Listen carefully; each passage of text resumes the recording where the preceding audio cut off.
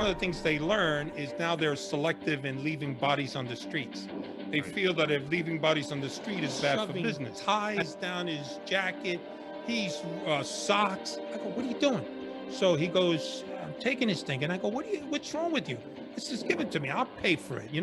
What are you crazy? He goes, this is what we are. This is who we are. He had a big mouth. He liked to talk, and we like to listen in the FBI.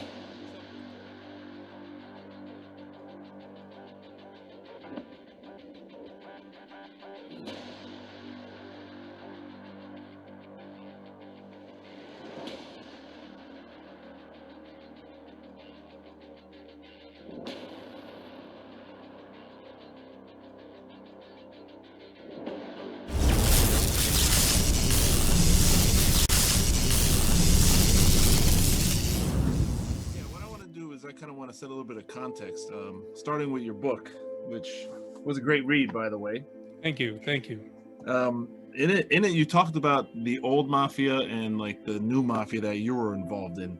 What are the most distinctive differences between what you considered old and new?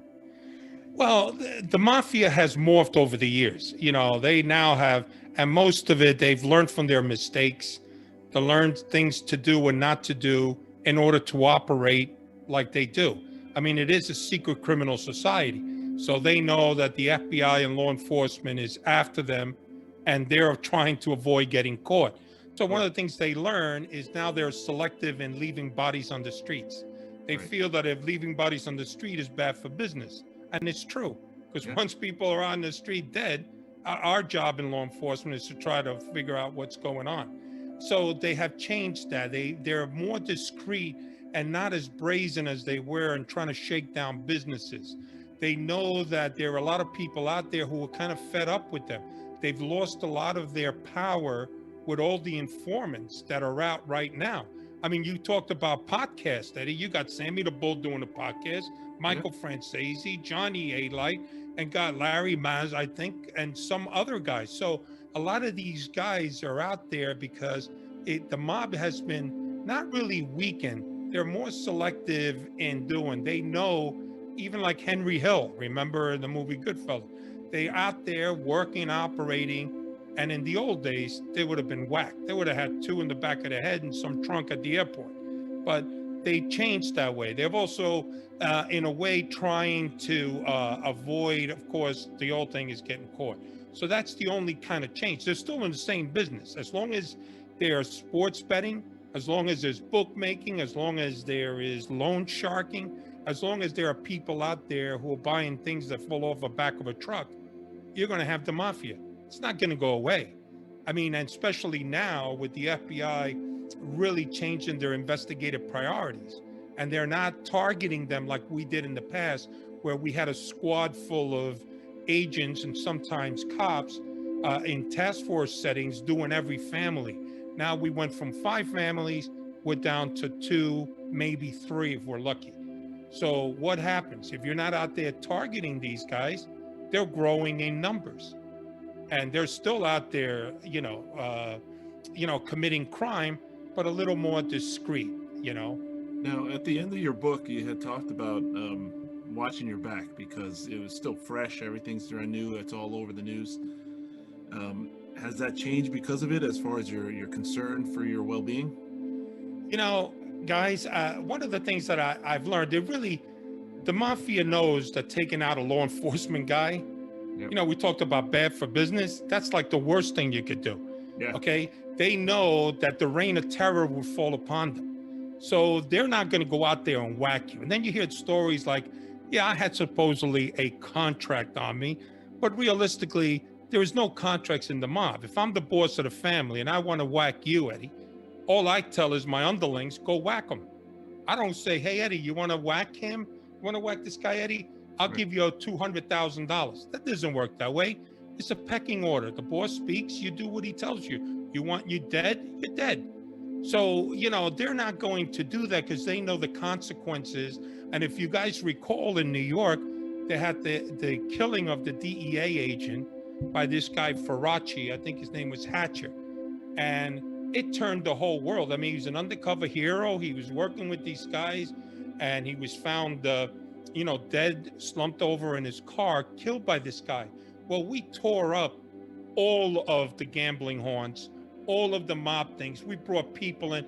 There was constant heat, even so much that wiretaps indicated that they said, find this guy Faraci, kill him, and throw him outside the DEA's office. Like, we don't want this heat. So you see what I mean? They know that's not the case. Now, there's always that one or two jerk off guy who's maybe drinking and fueled with drug. If he sees me and maybe he's got a hard on for me, maybe something may happen to me. But what would happen to him after he did that, it's a lot of trouble. But I don't frequent the same places that I used to in the past. So that happening, I don't see that happening. And if they are, we in law enforcement, we're ready. I don't want to sound like I'm a tough guy or anything, but I'm not going down without a fight. Well, that's just part of the business that we're in. Exactly. Now, also, regarding the beginning of your book, I want to make sure I get the facts correctly. John Gotti was charged with shaking down scores in New York City, but De Palma, the guy you ultimately infiltrated, he's the one that took the rap for it and went to jail because of it. Is that correct? Nah, it was John Gotti Jr., okay? What it was a combination of the Gambino crime family that was shaking down, at that time, it was not only Scores, but it was Gold's club down in Atlanta, Georgia. And they were really running amok with all, I don't know if you remember Gold, where they had all the athletes, the Knicks and all of those guys. Supposedly there was sex going around there, drugs, et cetera, et cetera. Well, they all got involved in the RICO and they all were arrested. Greg De Palma, his son, Craig, who was also a gangster, Michael DeLeonardo, also a captain in the Gambinos, and a sorted bunch of other wise guys. So yes, they all went to prison on that. Greg De Palma went to prison for that, and then he came out, and that's when I met him. Okay, and he, according to the book, he got back into the game out of prison because he already proved his loyalty. Is that also accurate? No, because, it's their life. This is the life that they take. Right. What are they going to do? They go to prison, they get 5 years, they get a nickel, they get a dime sentence. They come out, and what are they going to do? They're not going to apply for IBM. This is what they do. And while they're in prison, they're meeting and hanging out with other gangsters, trying to plan things to do when they do get out. So this is the only life that they have known and have experienced. So when they come out of prison, they just go right in it. Very few, I bet you could count them on one hand, of guys who've come out of prison who were gangsters who said, I'm turning my life over. I'm putting it away. Because when you take that oath as a gangster in organized crime, in the mafia, it's for life. It isn't for like 2 or 3 years and you resign. This is the oath you took, the oath of omerta, which is forever. So Greg De Palma, when he came out, did what he did best, and he went back to the strip club where I was at that time undercover, and then he reclaimed that club that was at one time under his umbrella, and he went back, he hit the ground running, and he did it the same day. He got picked up in prison, and that same day he started the shakedowns. Yeah, and you know what? It's funny because we had some mafia-ish guys. I used to work in the prison setting for a state, and we used to run into them, and they kind of stick out a little differently than your average criminal and your average inmate. But I did once find a letter. They were talking about laundry and driving the cab to the laundry. Like, it was clearly, like, obviously in code. I ended up turning it over to IA. But Gary, I'd like to turn it over to you if you have questions. Yes, I guess since we're on the topic of prisons right now, I just want to ask you a question. During your time doing undercover or working any time with the FBI, did you accidentally stumble across and have to report or take care of it yourself any correctional officers that were in the business of helping out the gang members or the mafia members? Well, that's a great question. I mean, sometimes when a guy comes out of prison, I don't know if it's puffing or not, but I know Greg De Palma especially talked about the corruption that he dealt with some selective corrections officer. And I want to go on record that I'm not painting the brush on every cop, nor am I doing for the corrections office. But just like in the FBI, we got dirty agents, or and we've exposed them and they've gone to jail. You've had them in corrections. The PD has had them. So that's just the way of the world. But Greg De Palma has said many a times that there was selective guys that did things for him. Now, how did these guys get paid? Sometimes they got free meals at some of the associates and other made guys' restaurants. They were able to get tickets for their families for sporting events or concerts, because he said, yeah, I gave this guy the ticket for this. And then he would say they would take care of them as far as smuggling food. A lot of them, they were trying to always, as you know, trying to get into the medical wing, because believe it or not, they said they had access to a microwave so they can cook in there. And Greg De Palma talked about how he took care of John Gotti Sr. because he fed him and he improvised with some of the stuff, either smuggled in that was there, and made him Sunday dinners, you know, some macaroni, some sausages, and all of that. So yes, he did mention about, now from our perspective, you know, all we could do is, I didn't report that. I'm the undercover. I report that to my case agents, what they do from that. We also did hear some frightening things, that some guys, that they got information, especially towards the end of the operation, that somebody had flipped, somebody of significance, and things were put on hold, and they were scurrying as to figuring out who went into the protection program. And subsequently, we determined that it was Joe Messina, who was the boss of the Banana crime family. So that information they knew through the little wins that were happening, I guess, whether in prison, through either inmates or some corrections officers or whatever. But we did get that advance that he had, you know, like, well, how do you guys know that? Well, this is what they're saying on the streets, you know, that this guy, somebody, no, he didn't say by name, some guy of significance had flipped. And when they hear that word significance, they go in a state of panic, because like, hey, maybe this guy's going to give me up. So everything was frozen, and the delay of me getting straightened out was frozen too. Now you you hitched your wagon to De Palma. Weren't there any other potentially valuable, more valuable targets to pursue? Yeah, but you have to kind of sink into one person to take you around. The way the mob works, and you know, it's unlike every criminal organization we ever worked. I mean, there is accountability. So in other words, the way it's structured, you have the administration, which is your boss, your underboss, and the consigliere. Those are the top three guys. Underneath them are the captains. Each captain runs a crew. Now, in that crew, there are soldiers, and there are lots and lots of associates. These are people who are on record with the mob, so-called being protected by the mob. But with that comes a price. These associates who may run a restaurant know that they have to kick up money. These restaurants, if they're getting their liquor from Vinny Bag of Donuts, they need to go to Joey Pots and Pans. They got to go to a different guy, their guy, because everything in the mob, the money flows upward. It never comes down, it flows up. So Greg De Palma, being a captain, one of the leaders, I fell into him, and everything is about timing. I didn't report to a soldier, I reported to a captain, and he put me on record with him and the Gambino crime family, and he would take me around. Like, in other words, I can't shotgun and say, yeah, I'm with you, Greg, and then I'm hanging out with a soldier with the bananas, or I'm going to start hanging out with a Colombo. Hey, you belong with us. This is your family. You know, and why, if I'm hanging out with the boss, yes, I hung out with other soldiers and associates in the crew that I was in. But if I met other people in crews, which I did, you know, you're cordial to them. You represent Greg De Palma and you represent the Gambino crime family. So you got to have one person that puts you on record. You can't just shotgun blast and say, I want to be everybody's best friend, because that smells like cop. Yeah, and you mentioned in the book, it mentioned that you were pretty close to actually becoming a made guy, but Yes. they closed the case right before that. Have they given you any clarification as to the timing and why they did that? And then Gary, No, but as you know, I wrote it in my book. I said I thought it was a short-sighted decision by management. It was one of those things that overall I did almost 3 years.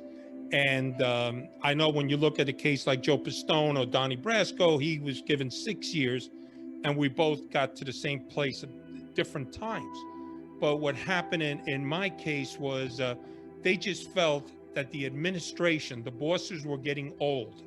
When you deal with an administration case, when you're able to take down the acting boss, the acting underboss, and all these it's best to do it now because they may die tomorrow.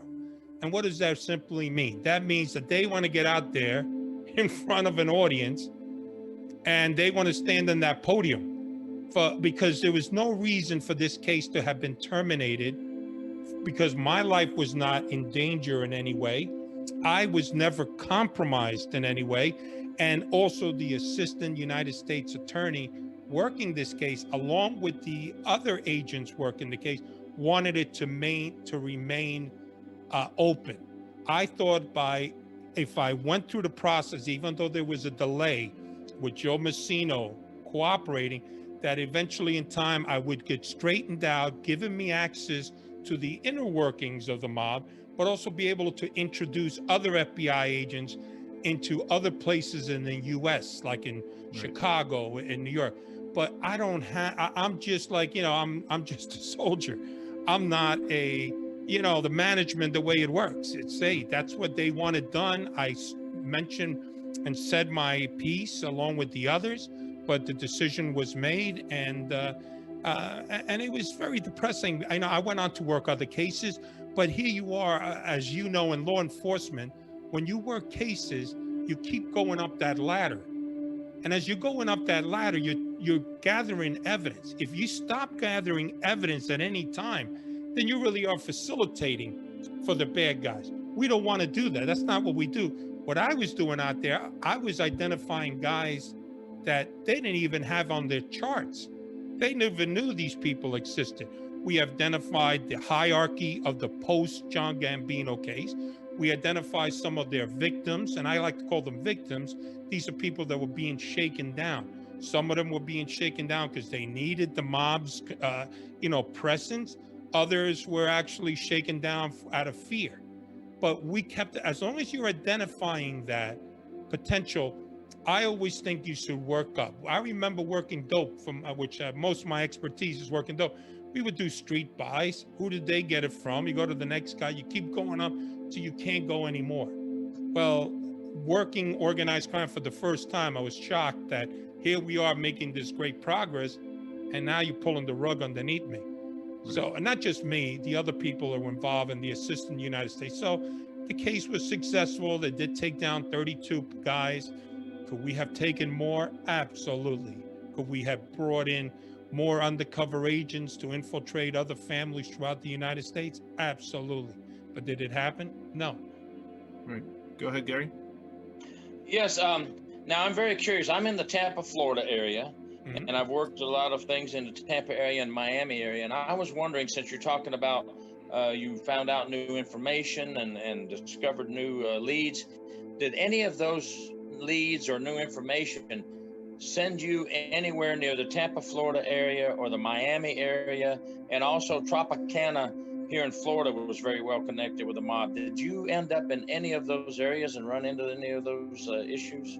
No, because New York, as you know, has the 5 families in here, there's so much organized crime work that over there was never. I never was told about Miami. I was never told anything about Tampa because there was so much stuff going on. I am familiar, not with organized crime, but I did work a lot of narcotic cases there. And I've also worked some police corruption cases in Miami. In fact, several of them, and also jury forming cases, which you remember the case of Willie Falcone and Sal Magluta. So those were the major drug traffickers in Miami. So I am familiar with Miami with that regard. I have played a gangster to dirty cops in Hollywood, Florida. So they thought I was, and here I am working at the same time with the mobsters in New York, and what they were doing, and their stories became my stories when I'm dealing with these dirty cops that wanted to work for us, and one of them actually wanted to get straightened out.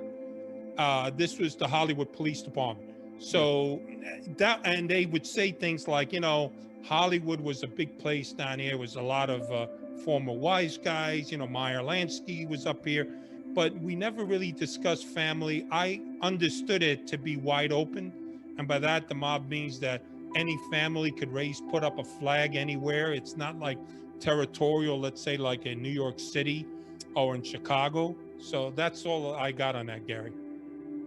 Well, it's very interesting what you just said, because I just want to make a quick point.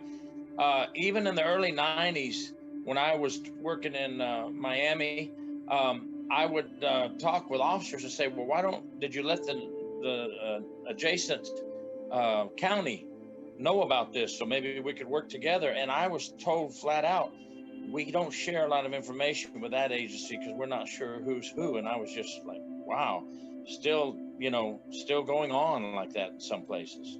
Yeah, and it's a shame sometimes. We always talk about this, as you can see, and every time there's a police arrest or an FBI arrest, you always hear the words, the partnership. This was a joint effort with our law enforcement partner. But somehow the Department of Correction is kind of excluded. And I think the Department of Correction, seeing these people on a daily basis where they are vulnerable, and hearing some of the stories through their network of snitches that they have in prison, we never hear anything. Like, I would love to know, and I'm sure there's so many stories about Greg DePalma, because Greg DePalma in total, I think he's done like 40 years in prison. What are we hearing about him? What are we hearing about some of the family members? What are we hearing about terrorists? What are we hearing about other things that go on? So it's something that I think the Department of Correction, maybe they're doing it, maybe I'm wrong, but they should be sharing information and maybe working together when you have a high target sort of prisoner in that prison cell, and be able to try to work out something to try to get some information or whatever, do some sting operations, Thank you. And I agree. The Department of Corrections in every state has information gathering from their gangs information on up. And I really agree with you. We should be all connected and sharing that information with each other. Thanks for recommending that. Yeah, when I was in the Department of Corrections, I was in as a supervisor, and sometimes we would go do our searches and whatnot, and I was heavily involved in the intelligence side of it. So sometimes, high-profile guy, which we had plenty of, I would say, all right, just collect information, read what you see, and then write down, take notes. We don't have to confiscate anything, and just pass the information in, and then I'll turn it upwards. What happened after that, I don't know, but at least I would get the information. And sometimes it was a lot of code names. It was a lot of weird phone numbers and addresses, and stuff that didn't seem right, but it's not wrong to have. So we wouldn't do anything about it other than collect it and pass it on. Yeah, but they always talking codes. You know that. You go on a wiretap. I'm taking the laundry there. What street are you at? At 25th Street. Nah, meet me at 24th Street when you talk about buying a kilo. So there's all cryptic conversation. But an interesting thing I'll give you an example. Greg DePalma was always sending money to some guys in prison. Now, I would have loved to know, who is he sending this to? I mean, he would say, yeah, I'm sending it to so-and-so, to Lewisburg or something. I would love to know what that person is doing. What's tie it in. Let's hear it from that side of the house. But we never got that intelligence. And in fairness to the Department of Correction, I don't think we ever solicited. So it should be done both ways. But I could tell you that the greatest correction case that I've ever worked with was the Cuban uprising in Atlanta. Remember when the Marielitos went crazy and they burned the place down? And what made it amazing, like my involvement, was after the fact. What happened was the SWAT team and hostage negotiators were working, and they had a prisoner there who was a complete psycho, a guy named Silverstein.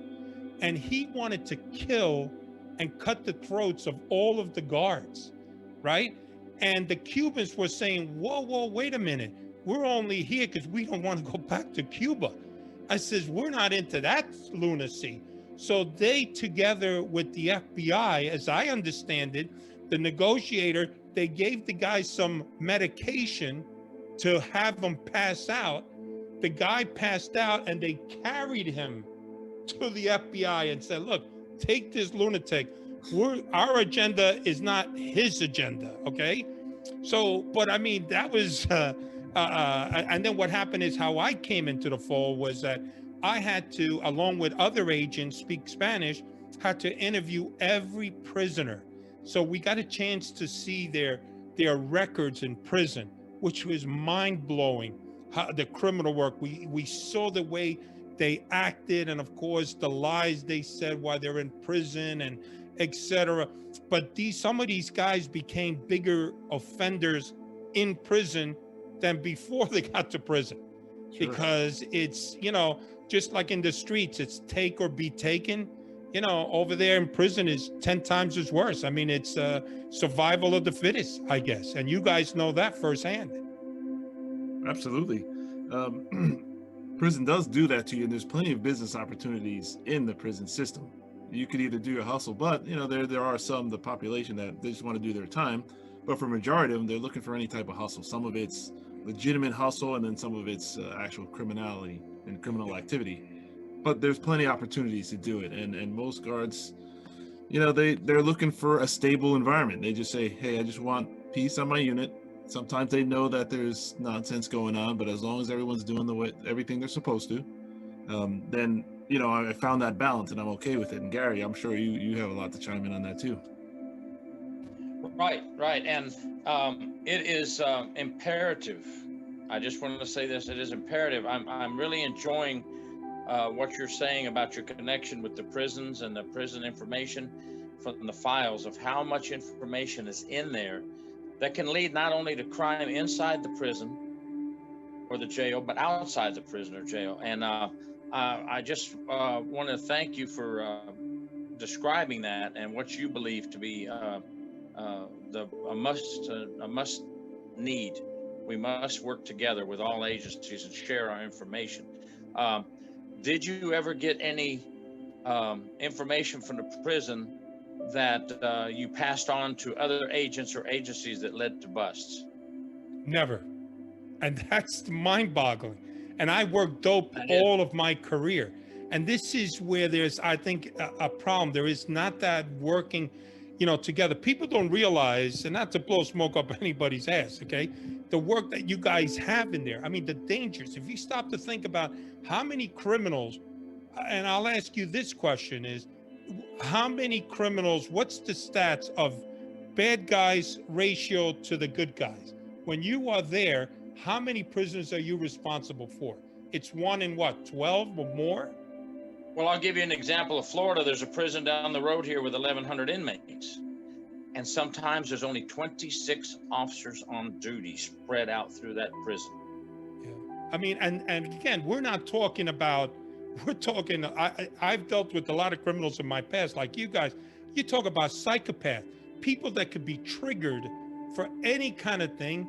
You talk about having a bad day. These guys are having a bad day every day.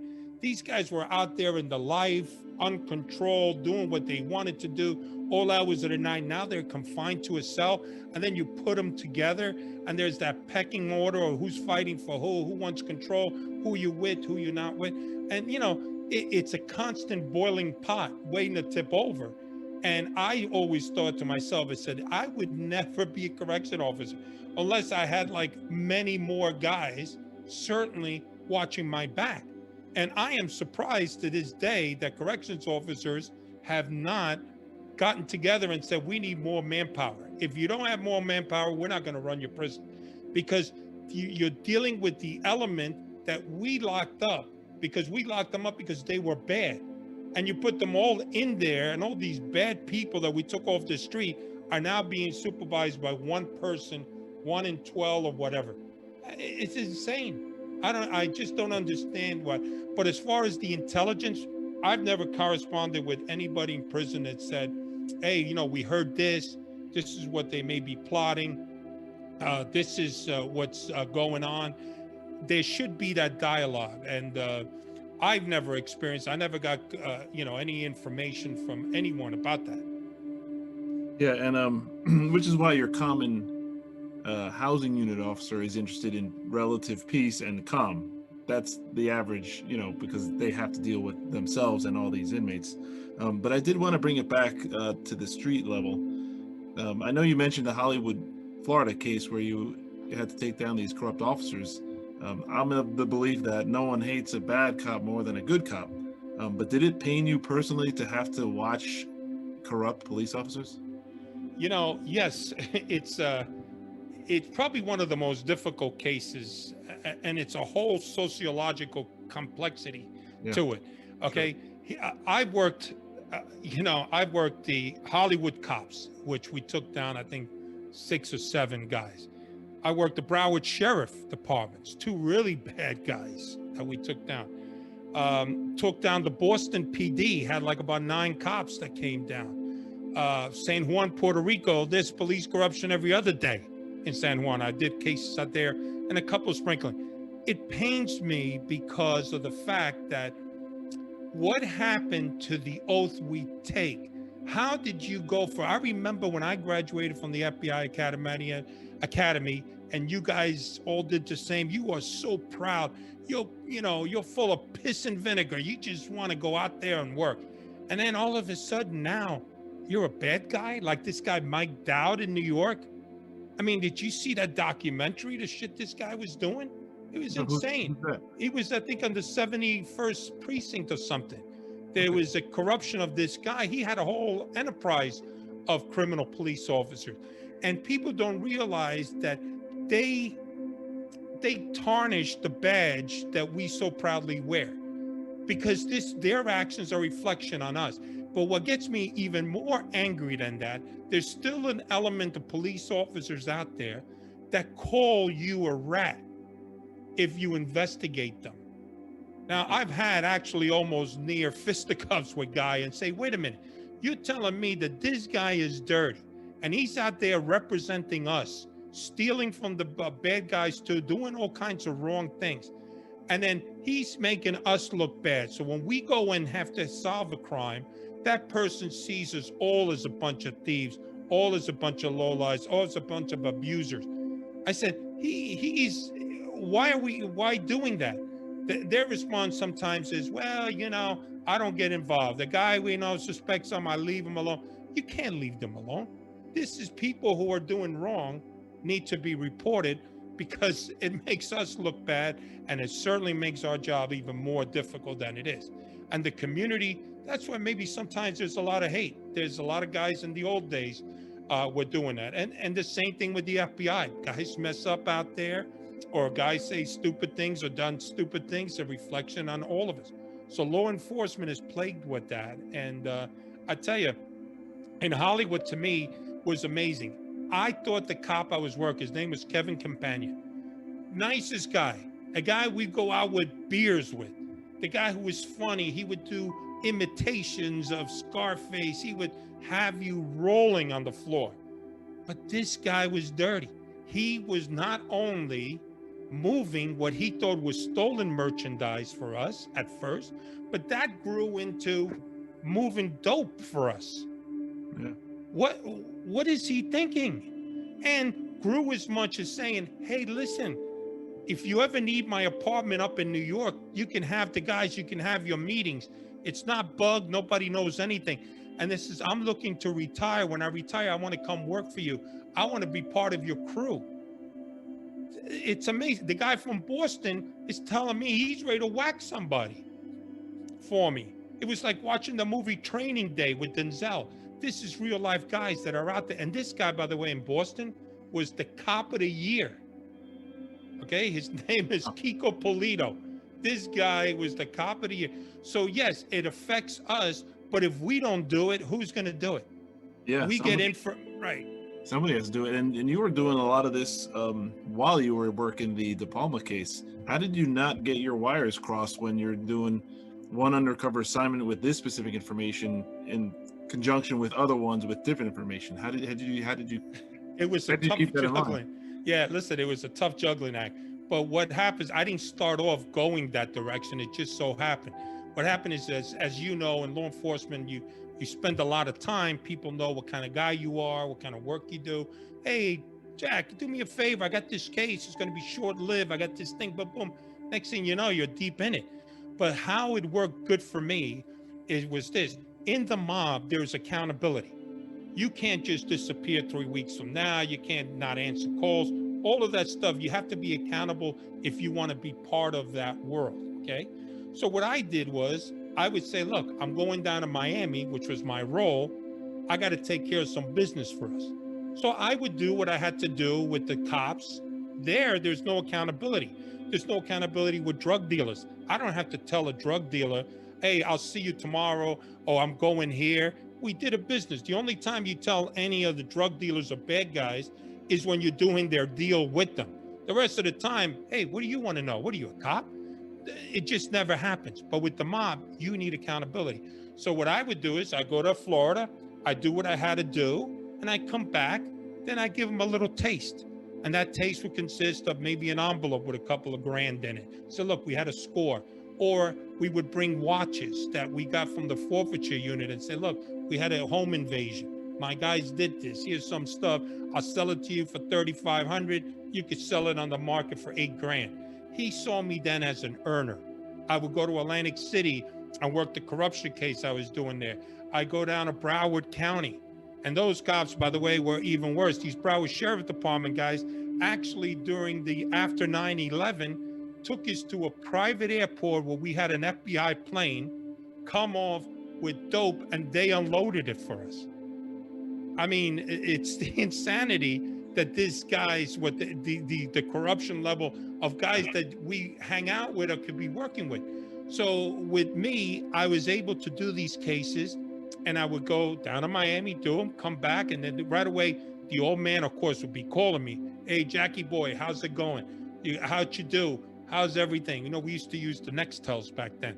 So I would say, yeah, it looks pretty good, good. And he would be happy.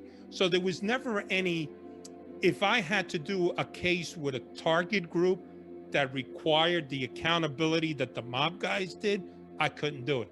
But with these cases, it's none of their business. I'm playing the bad guy. None of your business where I'm going. What are you going to lock me up? You know, it just doesn't happen. Yeah, and speaking of mob behavior and your typical mafia person, most criminals and inmates, they're impulsive, they're irrational, they're unreasonable. How different is the personality from your common mafia person? They're all the same. Yes to that. All of that. They are, you know, mob guys. It's really kind of funny. It affects. I've seen guys who get straightened down, and right away, hey, you know, I'm a badass. You know, I'm a brand. I'm a brand guy. I got this. And then you get the other quiet types, the guys that go under, you know, the radar. They don't go out and drive the 500 and Mercedes like John Gotti did. They don't go out and wear the, you know, the all partying, drinking champagne, doing this and that. You know, some of these guys stay below the radar, which is what you're supposed to do, because these celebrity gangsters forget that this is a secret criminal society. And they think that is, they get off on that. And that's why one of the reasons why the mob, I think, has taken a beat. These celebrity mobsters have exposed them. And right now, everybody, hey, look, the guy's a mobster, this and that. I remember working dope, and I say this all the time. When I work dope dealers, and all of a sudden you meeting with the dope dealer, you transact something. Next thing you know, the guy picks up a tail, right?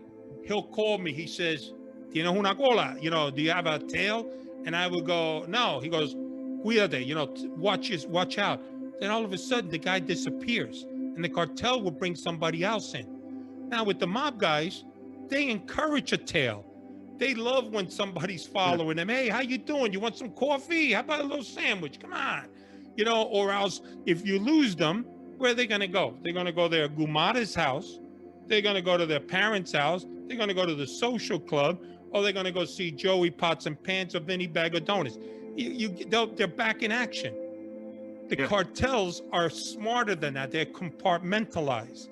And that's why they not only are more treacherous and more violent, and by far make much more money than the organized crime. Yes, there have been instances of organized crime where they hit the lottery with big, huge money, but it's not an everyday occurrence. These guys are out there, like you said, in prison with the hustle. Every day is a hustle. Yeah. Gary, did you want to throw a question or two in there? Yes, I think what you described, and tell me if I'm wrong, organized crime is very complex. And your street guys that you were talking about earlier, just selling the dope, they're very sporadic. Now, how complex does the organized crime get? Is it like a business? Some people that aren't familiar with our jobs and what the three of us do, they're always curious about how complex is organized crime. Do they run it like IBM would and everything is very business-like? Well, in the old days, the first guy who cooperated was Joe Valachi. Remember, the Valachi came out and he told us all about Cosa Nostra, what that mob is all about. That's what he exposed the pecking order that at one time was private and secretive, because that's the way it's supposed to be. So now, because all the movies, if you notice every gangster movies, I'm talking about Bronx Tale, Goodfellas, The Godfather, we pretty much all know the format of what the gangster world is. And that hasn't changed. So you still there is a pecking order when your boss is kind of like a CEO. He runs that family and he does it the way he wants. And he forbids you to do this kind of dealing. Don't do that. He's the boss. Then you got your street boss, which is kind of the underboss. He's the guy out there every day checking in with the captain and the consigliere to check out. So that's the structure that you're talking about that does work like a business for them. But unlike a business where they give you bonuses or they give you a salary, in the mob, everything flows up. Now, grant you want to create a bookmaking, like run some sports book, or you want to do a loan shark. Okay, that's fine. You could do that if you're on record with that family, but now you got to take care of the boss. Your money has to go up. You can't just keep all that money to yourself and say, hey, I'm operating under the umbrella of the Gambino crime family and I'm making money. Yeah, you may be making money, but you better kick it up, because it doesn't work that way that you could just run your own business without feeding the administration. You have to feed everybody above you. You know what I never understood about that life is in movies, in the mafia movies, you hear some of them say, I don't want to be a working stiff. I don't want to have to, be told what to do. But in essence, they always have somebody to answer to. They can't just do whatever they want. They still have a structure. It's like, why not just go clean? Yeah, well, listen, they have a definite structure. I mean, there are certain things that you got to play within the mob rule that are so different than other things, but it's all about accountability. It's all about making money and kicking it up. So as far as going clean, some of these guys will probably do quite well out there, but it's in their DNA. It's inside them. This is something that, like, I remember being out with the captain one day, and we went to Rochester, Big and Tall in New York City, over on 5th Avenue or 6th, one or the other. And I walk in with him, and all of a sudden I'm looking at him. He's shoving ties down his jacket. He's socks. I go, what are you doing? So he goes, I'm taking this thing. And I go, what's wrong with you? I says, give it to me. I'll pay for it. What are you, crazy? He goes, this is what we are. This is who we are. And it's so true. This is what they are. They're criminals. We forget that. These are not people like us who just who maybe had morality growing up and learning about things. Their job is to be a criminal. They can't help themselves. This is what they thrive on. This is in their DNA. And more important, this is where they get their jollies. They love knowing that they're getting over on people. They're frightening people. They're taking advantage of people. But in their eyes, they view themselves like, hey, everything is okie doke with us. We ran everything good. Yeah. When I did work in the prison system, we would have the new recruits come in, and part of my speech to them for the training portion was, hey, listen, you spend your whole life dealing with logical people, reasonable people, who understand consequence, who understand different alternatives, and then you work in the prison system and they're not used to that. So now their world's upside down. Now you're talking to everybody around you that's completely not what you're used to, and that's really the toughest transition to make for the average officer. Gary, did you want to chime in on that as well? Yes, it is amazing to me in the prison system. I've done cases and investigations where I never could catch the head drug pin in the prison. And why is that? Because they operated sort of like the mafia. You know, the head drug pin in the prison never ever touched the drugs, not once. So I would catch the mules, the runners, the people bringing it in the prison, which was sometimes officers, sometimes visitors. And you would catch all the people all the way up to the top, but you couldn't catch the head drug pin because that inmate was untouchable. He never had a paper trail of money leading to him, and he never touched the drugs. Is that something that sounds familiar? Well, you know, Gary, much more so with the Colombians and Mexicans, as far as the top guys making money that never come to America. But what you described is the classic RICO case. This is why these guys, a lot of them are flipping. The day that the government scares these guys more than the actual mob is when they start to flip and reassess themselves. But what you just described is they're all working for this head guy, which is the RICO violation, you know, the enterprise.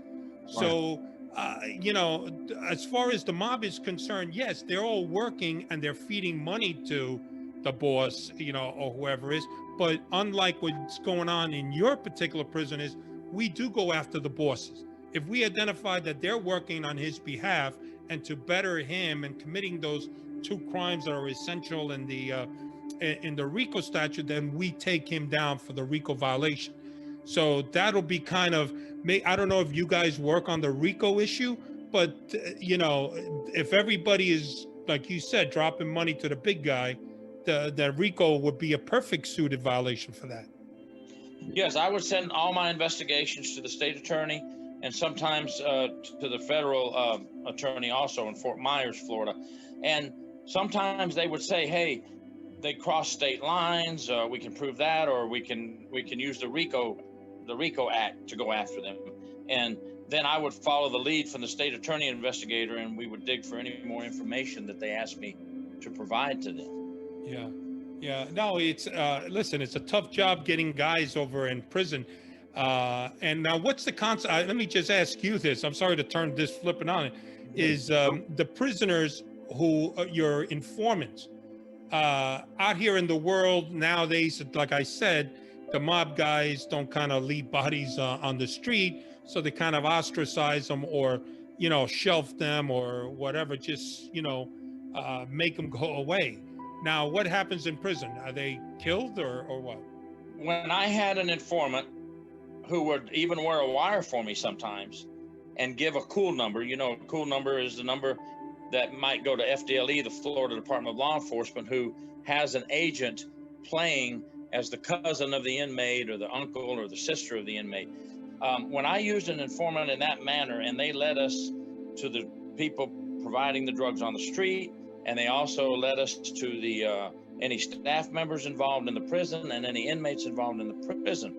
When I was done with that informant, I was always told I'm not allowed to do any favors for them, and I had to inform them up front that the best I can do for you is special review you from all these other inmates that you just told me about, and I can ship you to another prison in another part of the state of Florida.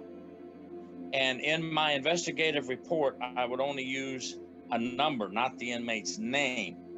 Now, the state attorney was aware that if it came down to a court case, that they would have to bring that inmate in. But in most cases, we could collect enough evidence where we could keep the inmate separate from all the inmates that they turned on, and we would use a number in our investigative report and not their name, and we would move them away. Yeah, now just to piggyback off what Gary said, you know, I had informants too on the ground level, and sometimes they were made out or at least suspected. But when they were suspected, usually what other inmates do, they would just drop a note in the mail system, say, hey, this guy is going to get hit. He can't stay here.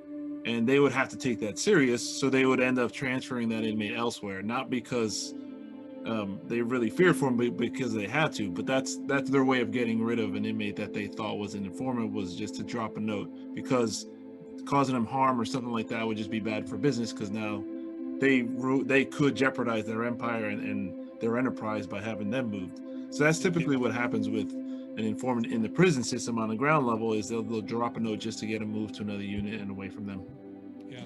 An interesting story, if I could add, about Greg De Palma, going back, the captain of the Gambinos, was while he was in prison, okay, he objected one of the soldiers that he had become a made member, that he proposed for membership, a guy by the name of Nicky La Sorsa. Anyway, so what he did was, in prison, I believe was a Dominican drug trafficker who was on a wheelchair, decides to cooperate and says, not to us, I think it was with the ATF who handled this investigation. And he said, look, this guy wants me to get one of my guys on the streets to whack Nicky La Sorsa, because he wasn't doing what he's supposed to do. What he was supposed to do was shake down this restaurant up in Connecticut and give the money to his wife. Instead, the guy said, hey, I'm just going to eat here. The hell with shaking this guy down. It's got a good restaurant. So anyway, they wore a wire on this guy. They recorded Greg De Palma. Actually, they went even as far as coordinating with the prison system to bring in an undercover to meet with, with Greg De Palma, an encoded cryptic conversation to take care of this guy. So, of course, Greg De Palma serving prison time for the Scores case. He's rearrested in prison. And here is all this evidence, and truly playing like a mob guy, says, well, I'm going to take this to trial. Now, he takes it to trial and he beats it. But he beat it legally while in prison. But when he came out of prison, we were concerned, because they were ramblings that he was going to whack a made guy in a family without getting the boss's permission, which is as no-no as you could be. So we had the FBI while he came out, and I was meeting with him, talked to him and said, listen, we got information that you're going to get whacked. I said, and he goes, what are you talking about? I don't know who you are. I don't know anybody. He says, get out of here. Don't let the door hit you on the way out. So, however, we were out there, and I'm doing Undercover with Greg De Palma, and I always have my back to the wall looking at the door, because I kept saying some mob guy is going to come in and whack Greg De Palma because he took a contract out that was not sanctioned by the boss on this guy, Nicky La Sorsa, or Nicky La Sorsa was going to come in and whack him. But what happened was our surveillance, and this is the great thing about working undercover and in law enforcement that people understand, it's a team effort. There's no singular. Yeah, I might get the front page on Undercover. I would never be able to accomplish what I accomplished had it not been from the team behind me, the surveilling agents, the case agents, the detectives that I work with in our task force. None of this would have happened. But anyway, so you look at this case here with Greg De Palma. I'm worried that I'm going to get whacked, and thank God our surveillance was able to see him meet with all the right people. He was meeting with the boss of the family. He was meeting with this captain. And then finally they said, okay, you got to kiss and make up. And a meeting was arranged with Nicky La Sorsa and him for the better of the Gambino crime family. But there was an instance where I'm assuming the correction system contacted, I don't know whether we were contacted or not, because Greg De Palma had been in jail as a result of the FBI's effort, but ATF must have had the informant, and he's the guy who wore the wire and went through it. So there was that spirit, and I think we could do this on a much more basis than that may be going on right now. But prior to that, I never received a call about drug trafficking, never received anything about anything. So it's kind of kept very in-house with you guys. Yeah, and from reading your book, De Palma seemed to me as quite the hustler, but not all that intelligent in an overall sense. Is that about right? Yeah, that's about right. All he did was hustle every day. He had a big mouth. You know, he liked to talk and we liked to listen in the FBI. So we were a perfect match. You know, I wore the recorders, he yapped away. You know, it's better than having a guy who's using fingers, you know, this, hey, we'll do that. Yeah. So he was great for us. But he was a very clever mobster and he knew the life. And why I say that is in the life, like we discussed, everything goes up. Well, Greg De Palma gave a little bit more than the other's supposed to give. So now that's ingratiating yourself with the administration. So if the administration is going to whack you, or they're going to demote you, or they're going to chase you or shelf you, whatever word you want to use, then they may think twice. They'll say, you know what? This guy's giving me money. He's lining up my pockets here. I got to think twice. I may be a little less, you know, less with him, not so lenient with him. You see what I mean? So yeah, and also he was a train wreck. The guy would stand. We go to restaurants afterwards. He's smoking in the restaurant. You know, he was loud. He was a celebrity in Westchester in the Bronx because he used to own the Westchester Premier Theater back in the 70s with Frank Sinatra, Dean Martin, Elvis Presley, Sonny, the who's who of entertainment played there. And because of that, it was a place to go. We would go to restaurants and there'd be guys sitting with their wives, distinguished doctors, because we didn't go to no nickel and dime joint. We went to a nice restaurant. Oh, Mr. De Palma, how you doing, sir? Oh, I just want to say we had such a great time. I met my wife there. We had a great time. And then they would give him the business card like this. And Greg De Palma would look at that card and he would just wonder, how can I get in this guy's pocket? Yeah. How do I take advantage of this guy? And I'd be sitting there eating. I'm going, why are you here? Run for the hills. Get away from this guy. This guy don't give a rat's ass about you. This is what's wrong with you. But people were enamored. It's that romanticism about the mob. I mean, you see it in Hollywood. You see it everywhere. It's like, it's sometimes it's sickening how you know, the way guys go out, even guys, cops and everybody, my friends, right away you go out, you put your suit on, you want to look like a gangster. Now, why? Pinky ring, gold watch, you see them all in Atlantic City and all the casinos. Yeah, everybody's saying, yeah, and what's the old saying? Everybody's a gangster until a gangster walks in the room. Yeah, that's when it stops. That's when it stops. Speaking of that lifestyle, has there anything from that role that's carried into your personal life, like the love of food or watches or anything like that? Yeah, love of food. That's right. Italian food specifically. Yeah, listen, it's a seductive mistress working undercover. I mean, yeah, we're all civil servants. I mean, my salary, your salary, we're all civil servants. Now, I've eaten at the best restaurants. I've flown with private jet planes, been in a Rolls Royce, Hummers, H1, H2, been to the best restaurant and all. Yeah, does that affect you? Absolutely. You're accustomed to a better thing. How do you think it feels when I take my wife and daughter out to a restaurant and I ask, hey, I got reservation for 3, and the guy says to me, reservations? Yeah, I see here. You're going to have to go to the bar and wait for your reservation. I never waited for a bar. Waiters tripped over to get over to me. I was a guy that they wanted. So yeah, there's a lot of influence. I remember it's that life. It is seductive. It is something that affects you, but you have to keep it in balance. You know, one of the things that I think, because I work so many different cases, I was able to realize that these were just ships passing through the night. You did one undercover case, may last 2-3 years, then you move to the next one, you do another. So you were constantly busy. I do understand why agents have gone to the dark side and cops. I understand guys going back to the old haunts. I understand why some of them have taken on drinking, possible drug use, possible marriage to a breakup. You see that because you're an actor and you become more like a method actor. So the only thing that I feel that I've come out of my undercover, because I did 24 out of 26 years totally dedicated to working undercover. I said, the only thing I see is the food was. I love to eat. I even love it more. Now, I grew up with, black beans and rice, frijoles negros, maduros, all of the Cuban food, because I'm Cuban, right? Mm-hmm. And now I learned, and I've eaten Italian food, but now I'm a connoisseur, in Italian food. I'm a connoisseur. I love food.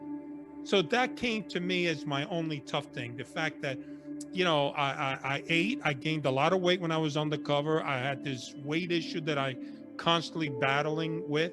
But, in hindsight, out of my undercover day, yes, my undercover work I thought was good for the Bureau, but it wasn't good for Jack Garcia. I feel that I shouldn't have been juggling cases. I shouldn't have multiple cases flying here. I sometimes I didn't see my wife for 4 months, 5 months. Yes, there were pressures among us because I was never home. My daughter was born in the year 2000. She wanted me while I was deep in the mob. Hey, daddy, come to the school when she was like 4 or 5, kindergarten. They're having a daddy day. I couldn't go to daddy day. What am I going to show up with a suit, look like a gangster and go, yeah, I'm a Gambino crime family associate. How you doing?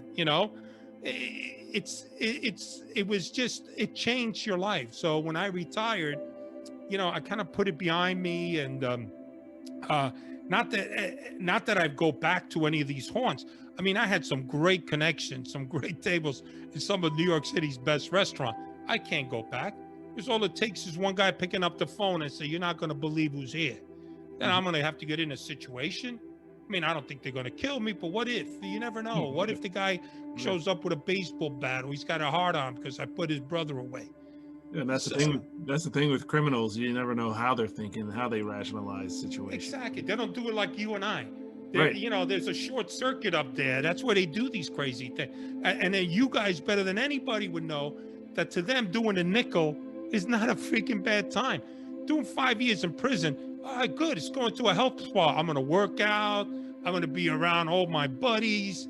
We're going to talk about what we did, what we're going to do. So it's kind of like you're in a retreat. They could do 5 years. 10 is a little tough. 20, and you get them to flip. Yeah, 20 years in prison is a long time. Right, and I see that now. I see that while I was in the prison system is a lot of them think like that, where all right, they're getting released, and to me, I'm like, wow, this should be the greatest experience ever, that you're going home. And then they go home, they come back, and they're like, yeah, whatever. And it's just, for them, it's just another, you're just somewhere else now. That's all it is. It's not whether you're home or in jail. You're just at a place. It didn't matter to them. Yeah, and when they come out of jail, the guys show up and they give them envelopes. Envelopes, 2,000, 5 grand, 3 grand. Trying to get you started. They wind up getting a chick. They go out on the party, and then they go back into the life that they knew. Because this is all. Listen, what's just as bad as that is your witness protection plan, witness protection program rather. You think about it. You have a mob guy, right? He breaks the code and he testifies, which is like a mortal sin in that world. And now you take that person, you give him a name, probably not even Italian, right? And you put him in the Midwest. Okay? Well, think about that. And you say you can't call your family, you can't write to your family. You want to talk to them, you call us, we'll patch you through. Family don't even want to talk or hear from them, because to them, living in these neighborhoods, you committed a sin, the original sin. How dare you testify and you become an informant? So what do these guys do? They lead the witness protection program. They take their fake IDs that were given to them, and they're out there. They could be your next door neighbor. Think about that. Sammy the Bull could live next door to Gary. Yeah. But Gary knows what Sammy the Bull looks like. But if you didn't know, you're sitting next to a guy with 19 kills. Yeah. He's your neighbor. When he invites you to barbecue, you're going to go over there? Well, I live in New Jersey, so I highly doubt it. Oh, there's a lot. Yeah, there's a lot of mobsters up there, bro. There's you have the Cavalcanti family. Then you also have a Philadelphia crew operating in North Jersey. So there are gangsters everywhere. Trust me, especially in this area. And next thing you know, you could be best friends sitting around one day, and the guy who did it is a killer. But I already lost a lot of faith in humanity, so I don't need any more reasons. Yeah, you got to give polygraph tests to all your friends and neighbors. Yeah, that's next to the temperature scanner. That's the next thing. I don't have any other formal questions. Gary, did you have any other formal questions, or any questions? No, I just want to say that it's so true what you're saying. At the end of my career, I went to the bailiff section to finish out some time, get some more time in. And a lot of these guys I escorted after sentencing would say, I can do this time standing on my head. You know, I got a 5 year, that's nothing, you know, so you're absolutely right on that. And I want to thank you very much for your service.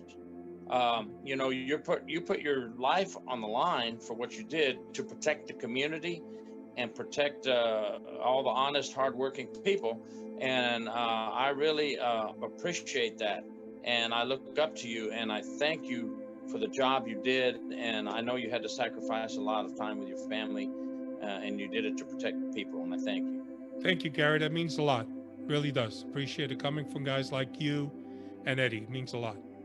Yeah. And the importance of corrections working and giving their information gathering to local agencies and FDLE. 3 or 4 things you said during this interview I would like to quote. The importance. May I quote you on Absolutely. the importance of gathering the information from the prisons as well as everywhere else? Absolutely. And I do mean that sincerely. I mean, I worked in the FBI drug task force with 19 NYPD second grade and first grade detectives. I worked with 15 FBI agents all together up there in Queens. So we were in Jackson Heights, where we were really rocking and rolling. I don't recall anybody ever getting a phone call from anybody in the corrections and said, we got this tip. Strike that. Now, come to think of it, I did work a case where a corrections officer off duty had a computer shop in Queens. And some terrorist guy, I wrote that in my book, terrorist guy goes in and he says, I want to know, how do I access the anarchist cookbook? Yeah. And the guy had to decide, he says, wait a minute, the anarchist cookbooks, actually can make bombs out of it. And then the guy would show up with his raincoat, and he reached out to the FBI, but there was no, to my knowledge, there was no presence of you guys when you guys were the creators of that. He should have passed it on, but I don't know whether he went through you guys to us or him directly to us. But bottom line is, I met with this guy. The reason why he never, even we gave him some fake explosives, he didn't take it, because when we decided to take him down, because he was asking for a camera, bulletproof vest, he was asking for pills to keep him up, to keep him awake. We took him down at his house. He had the listing of all the license plates of all the surveillance cars. Wow. So he knew we were on him. And coincidentally, the guy would wear a long coat. And this is early on in 2000, right around the 9/11, that he would go into, and I always found this funny. He would go into the tube, you know, the subways, and somehow surveillance lost him. So maybe the surveillance team's going, I ain't going in there. This guy's got bombs. He's got a fucking bomb. I ain't going in. But anyway, but they followed this guy, and then we lost him. He shows up in Florida, and there's a YouTube in Florida where some Coast Guard guys are notified by this guy who was driving around with his boat in this tour thing. And all he kept asking is, how close can I get to the ships? How close can I get to the Coast Guard? So they reported it. They took his camera, the FBI, but they let the guy go. And then he came up north. That's when we realized this guy was like a lone wolf. I think he was probably one of the early lone wolf. But that was the only time that we had. But I don't recall at the Joint Terrorist Task Force where this was worked out of, that you guys were there. And you guys should be there if you're not at the Joint Terrorist Task Force, you know? Yeah. Absolutely. It all kind of, you know, they encircle each other. They all kind of get connected at some point, somehow. Yeah. That's all I have for you, law enforcement.